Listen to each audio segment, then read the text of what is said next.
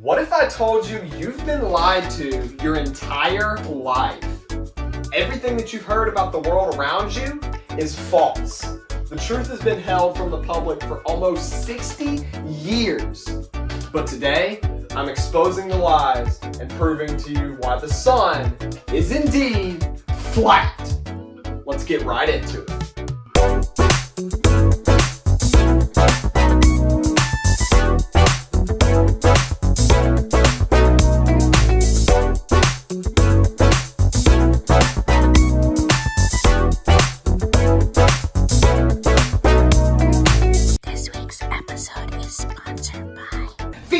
Because you can't stand when they're apart.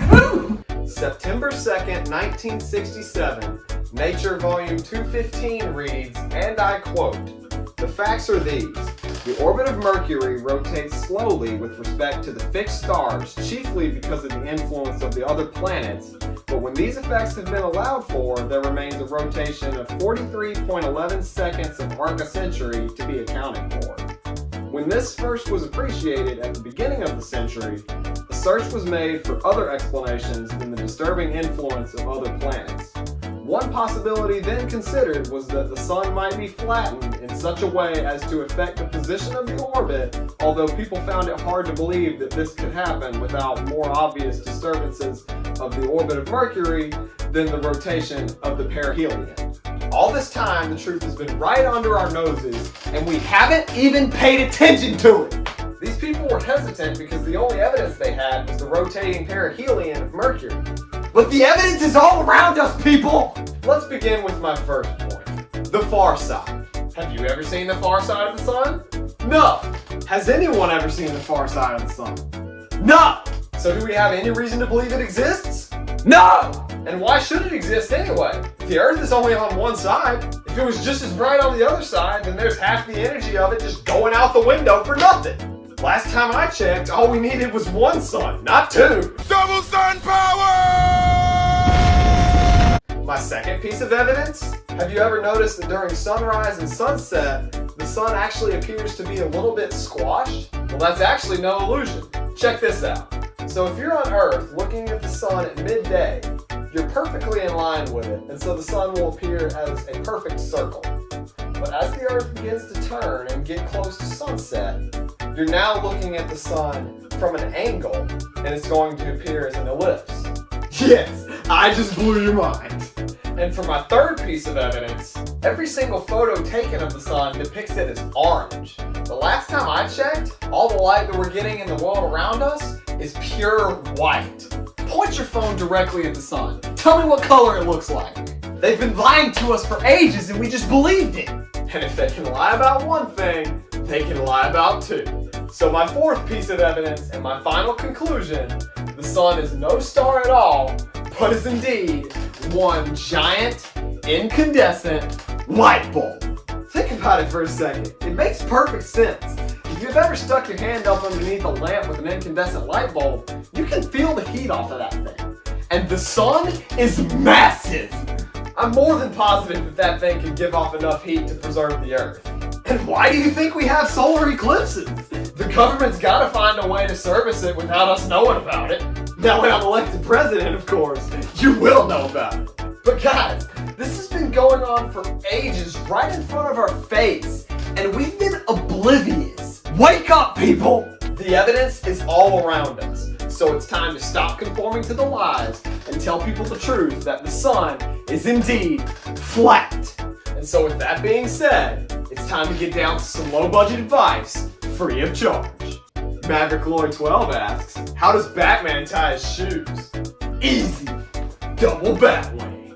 And also double bat knot for extra protection. Nick Oliver 15 asks, are guys better drivers than females? We must settle the debate. Boy, am I about to offend some people on this one. Look, here's the deal. Men were created to focus on one thing at a time and one thing only. The word multitask is not even in our vocabulary. Sheerly speaking from how the brain is constructed, men have the greater potential to be the better driver. We have the ability to turn off everything else in our minds and devote all of our attention to the task at hand.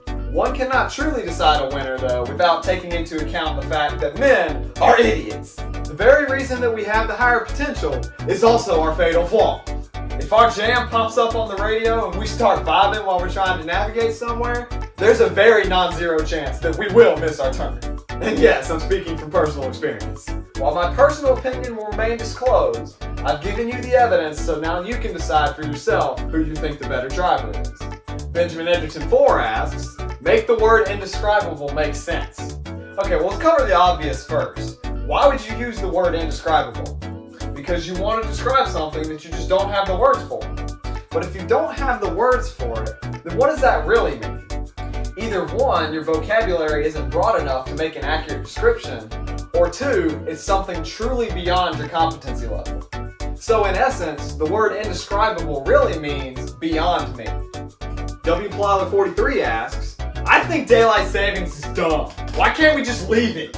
You raise a good point. Daylight savings is kind of annoying. But let's think about the practical implications of not changing at all. On the one hand, if we stayed at standard time, the sun would rise at like 5 o'clock every day in the summers. But on the other, if we stayed in daylight time, then the sun wouldn't rise until like 9 o'clock in the winter. But I also agree with the fact that adding and losing an hour during the year is kind of annoying. And so for my personal opinion, as for what I think is the perfect solution, we should take away 30 seconds on every single day leading up to the middle of the year, and then add them back on all the days after. That way, the time will slowly shift to where you don't even think anything changed. Tim Patterson asks, who is your running mate and why are you not on the ballot?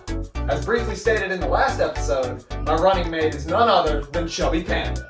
If you don't know the history of this man, then go back and watch Season 1, Episode 1 of Bro Band Memories on Triple Knot Studios, and it'll all make sense. And as for why my name isn't on the ballot, just like this show is low budget, this campaign is also low budget.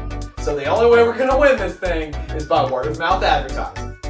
HNA7696 asks, why are you afraid of women? Wait, didn't you screen these questions? Yeah. So then why didn't this get cut from the list? Because I thought it'd be funny. No. No one was supposed to know about this. Why are you afraid of women?